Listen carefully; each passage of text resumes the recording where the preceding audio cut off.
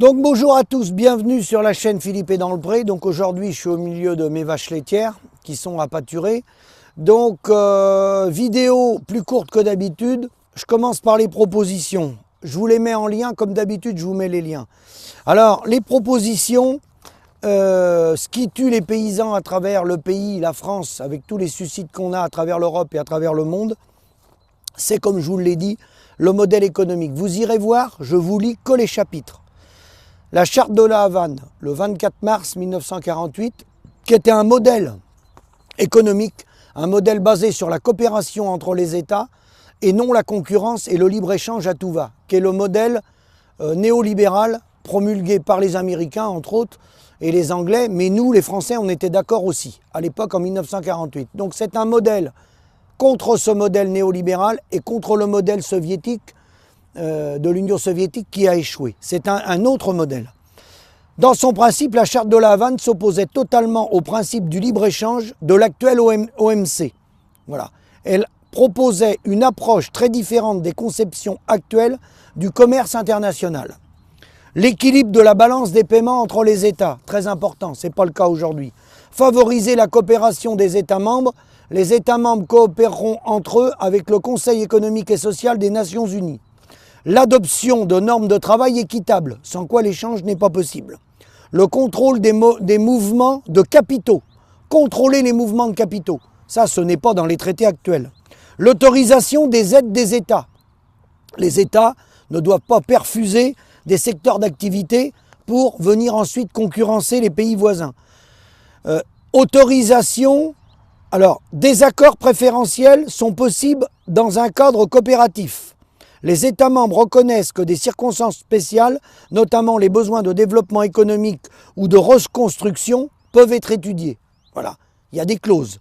L'autorisation de subventions dans certaines circonstances. L'interdiction du dumping, très important. Le possible recours à des restrictions quantitatives. Gestion, comme on l'a dit, gestion des volumes. Résorber un excédent temporaire de produits nationaux.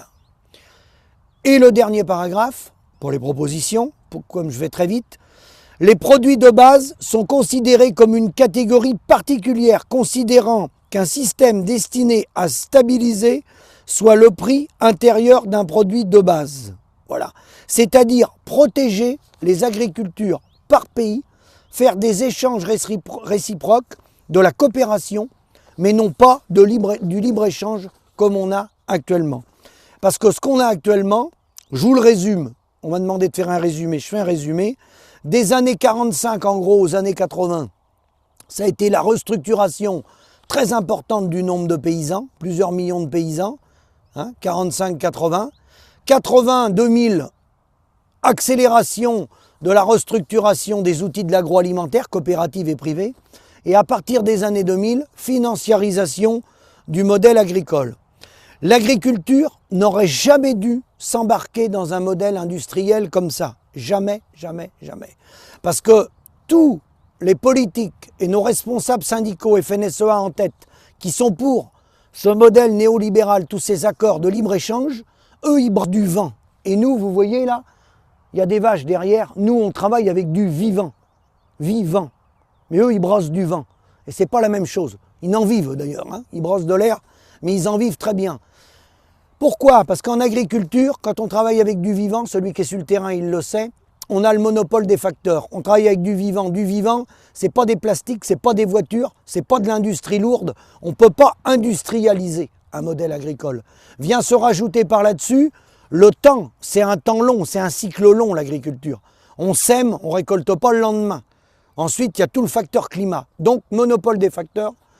Impossible d'industrialiser le modèle agricole, on concentre les animaux et ensuite on voit les côtés pervers. Dernier point, attention, les propositions on les a, les solutions on les a. Ne vous faites pas embarquer, comme je vous mets en lien, quelqu'un qui a dit agroalimentaire, le miracle breton s'est bâti sur des décennies de mensonges. Faites bien attention. On a été roulé dans la farine pendant plusieurs décennies, moi le premier, il continue. Dernièrement, je vous mets en lien, ils ont ouvert des nouveaux marchés pour le porc en Chine, les produits laitiers, etc. toujours dans le cadre du libre-échange, il n'y a pas le coût de production, les gars. Il n'y a pas de rémunération pour le producteur. Donc ça, c'est niette. Des échanges comme ça, c'est niette. Ensuite, attention aux manœuvres concernant les véganes, les écolos et tout ça. Les slogans, foutez-nous la paix, laissez-nous travailler.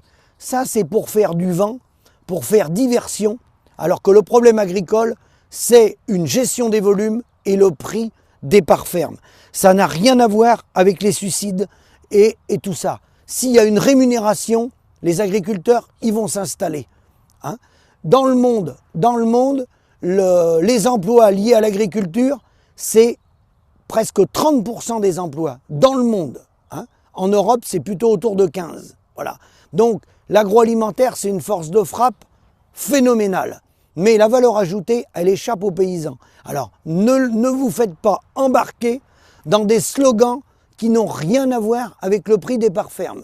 Ceux qui rêvent d'un autre monde où tout serait végétal et où il n'y aurait plus d'animaux, laissez-les dans leur bulle. Ça n'a rien à voir avec notre problème. La partie des écologistes qui font diversion en étant contre les animaux sont eux-mêmes, à travers certaines sociétés, via Bill Gates et d'autres, financent la viande cellulaire et la farine d'insectes. Ils financent cette industrie-là. Tout comme les bras de nos entreprises agroalimentaires liées à la FNSEA. Tout le monde finance la même chose. Le but du jeu, c'est de faire du fric. Donc ne tombons pas dans ce jeu-là, restons les pieds sur terre. Nous, on travaille avec du vivant, eux, ils brossent du vent. Mensonge sur les revenus permanents, mensonge avec les bénéfices agricoles, ils confondent bénéfices agricoles et salaire. Donc ne vous faites pas avoir, restez les pieds sur terre les gars.